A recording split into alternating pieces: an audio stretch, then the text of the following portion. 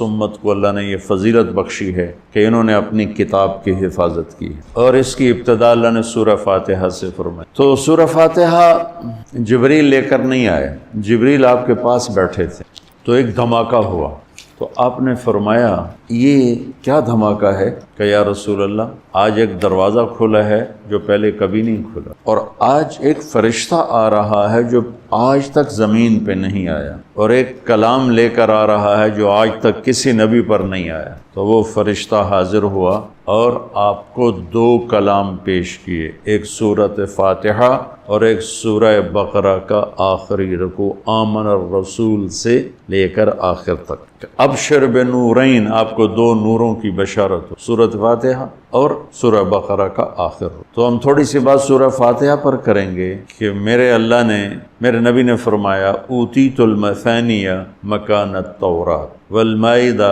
مکان الانجیل والحوامیم مکان الزبور وفضلت بالمفصلات۔ میرے سب سے بڑی کتاب تورات، سب سے بڑی، اٹھانا بھی مشکل تھا، اتنی بڑی کتاب تھی۔ میرے نبی نے کہا اللہ نے مجھے تورات کے بدلے میں سورہ فاتحہ دی، 7 آیات سورہ فاتحہ دی، اور انجیل کے بدلے مجھے اللہ تعالیٰ نے سورہ مائدہ دے دی، انجیل سورہ مائدہ۔ حوامیم، حامیم سے 7 سورتیں شروع ہوتی ہیں، 26ویں پارے سے وہ 25ویں پارے سے 24ویں پارے سے وہ شروع ہوتی ہیں اور 28ویں تک غالباً جاتی ہیں، 7 صورتیں کٹھی، حامیم حامیم حامیم حامیم۔ تو زبور کے بدلے اللہ نے مجھے حامیم عطا فرمائی، اور باقی قرآن کے ذریعے سے مجھے عزت اور فضیلت عطا فرمائی۔ سورہ فاتحہ امام راضی رحمۃ اللہ علیہ ایک دفعہ اپنے خطبہ میں فرمانے لگے کہ اس سے 10,000 مسائل نکلتے ہیں، تو بعض لوگوں نے ان کا مذاق اڑایا۔ وہ مذاق اڑانا تفسیر رازی کا سبب بنا، تفسیر کبیر کا، کہ فرمایا کہ جب انہوں نے میرا مذاق اڑایا تو میں نے اللہ کا نام لے کر قلم اٹھایا اور میں نے لکھنا شروع کیا۔ پہلی جلد سورہ فاتحہ پر ہے اور 10,000 مسائل اس بندے نے نکال کے پیش کیے ہیں امت کو۔ کبھی موقع ملے تو آپ پڑھ لینا۔ اور حضرت علی کا فرمان ہے امام المتقین، اگر میں سورہ فاتحہ کی تفسیر کروں، سورۃ فاتحہ کی تفسیر لکھواؤں تو 70 اونٹوں پہ لادی جائے گی، 70 اونٹوں پہ۔ اور یہ خالی دعویٰ نہیں تھا، ایک حدیث اور سنو۔ ایک دفعہ عشاء کی نماز پڑھا کے تشریف فرما ہوئے اور فرمایا آؤ آج میں تمہیں سورہ فاتحہ کی تفسیر سناؤں۔ تو شروع کرتے ہیں بسم اللہ سے، اور بسم اللہ کی با سے شروع کرتے ہیں۔ عربی میں تو حروف کا بھی مطلب ہوتا ہے نا، با کا مطلب بیان کرنا شروع کیا اور فجر کی اذان ہو گئی، بات چل رہی تھی۔ سبحان، تم نے تو شاید وہ کتاب دیکھی نہیں، شرح میں عامل الباء للالصاق مررت بزید، ہمیں تو بس اتنا ہی آتا ہے۔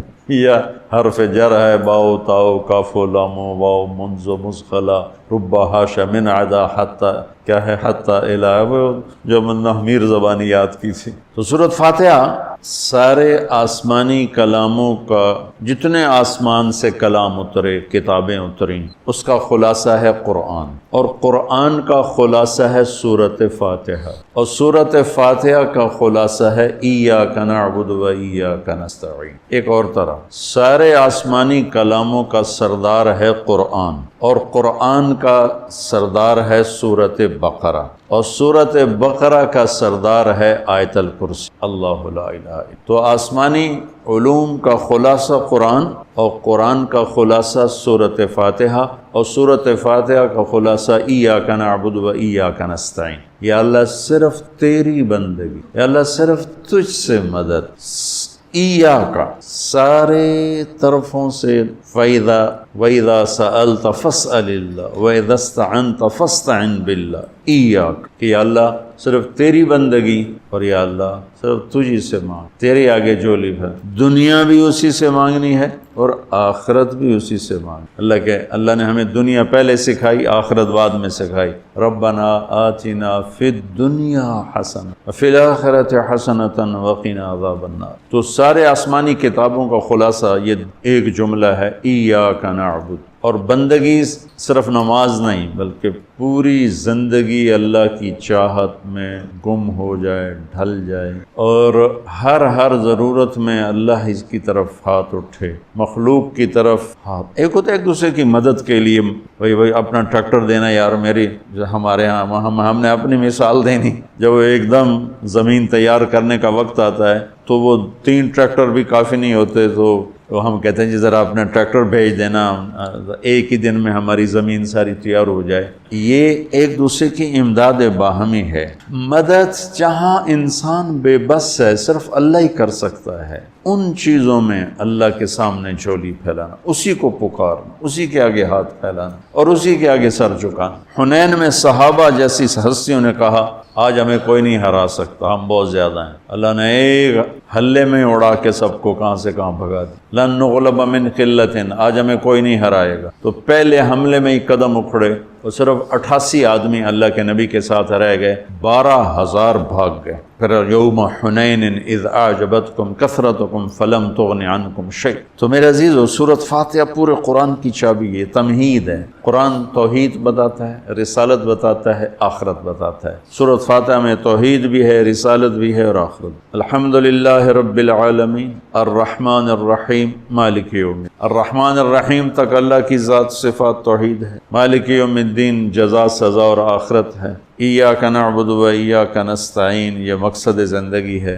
اہدنا الصراط المستقیم یہ طلب ہے زندگی کی، سب سے بڑی طلب ہدایت ہے۔ الصراط الذین انعمت علیہم یہ رسالت کہ جن پر تیرا انعام ہوا، اولئک مع الذین انعم اللہ علیہم من النبیین والصدیقین والشہداء والصالحین وحسن اولئک رفیقا۔ تو سورۃ فاتحہ کو مجھے کوئی یاد پڑتا ہے، ایک دفعہ میں نے کہیں پڑھا تھا کہ اللہ اپنی ذات کو اتنے خوبصورت انداز میں بیان کرتا ہے، الحمدللہ رب العالمین الرحمن الرحیم مالک یوم۔ یہ تو غیب کے صیغے کے ساتھ بات ہو رہی، لیکن اللہ اپنی ذات کو اس قدر خوبصورت انداز میں بیان کرتا ہے کہ ان 4 لفظوں میں اللہ سامنے آ جاتا ہے، تو سننے والا اللہ کو سامنے دیکھ کر کہتا ہے ایاک نعبد، تیری ہی بندگی کرتا، و ایاک نستعین، تجھ سے مانگ، کیونکہ اللہ کو دینے کے لیے کہیں سے مانگنا نہیں پڑتا۔ ابراہیم علیہ السلام نے آگ میں جاتے ہوئے جبریل اور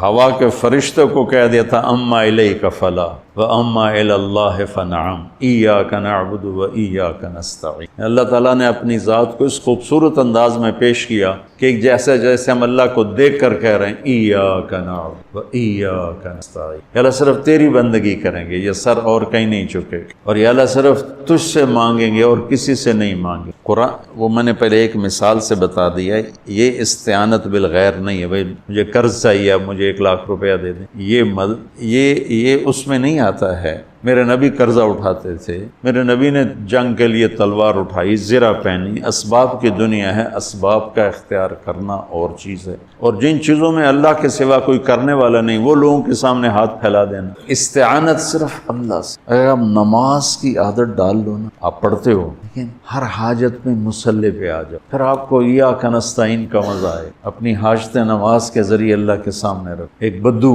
طواف کر رہا تھا، یا اللہ تجھے پتہ ہے نا میں بھی بھوکا ہوں اور میری اونٹنی بھی بھوکی ہے، اور مجھے کھانے کو میرے بچے بھی بھوکے اور میں بھی بھوکا۔ ایک آدمی ساز سن رہا تھا تو اس نے جلدی سے اپنے تھیلی نکالی درہموں کی کہ میرے بھائی قبول فرما، کا پیچھے ہٹ، تو اس سے لینا ہوتا تو اس کے گھر میں آتا، جس کے گھر آیا ہوں اسی سے لینا، چل مجھے نہیں چاہیے۔ وہ طواف سے فارغ ہوا تو اعلان ہوا فلاں ابن فلاں کہاں ہے، تو یہ خود تھے، کہا جی میں ہوں۔ کہا آپ کے چچا کا انتقال ہوا ہے تو انہوں نے اپنی ساری وراثت آپ کے نام کر دی ہے، چونکہ ان کی اولاد کوئی نہیں۔ تو 1 منٹ میں اللہ تعالیٰ نے قبول فرمایا۔ ہشام بن عبد الملک اور سالم بن عبداللہ بن عمر بیت اللہ کا طواف فرما رہے تھے، تو ہشام نے کہا سالم کوئی ضرورت تو بتاؤ، تو وہ کہنے لگے اللہ کے گھر میں ہو کر میں اللہ کو نہ بتاؤں تمہیں بتاؤں، کتنے شرم کی بات۔ تو ہشام چپ ہو گیا۔ ہشام بادشاہ تھا بنو امیہ کا۔ تو جب دونوں باہر نکلے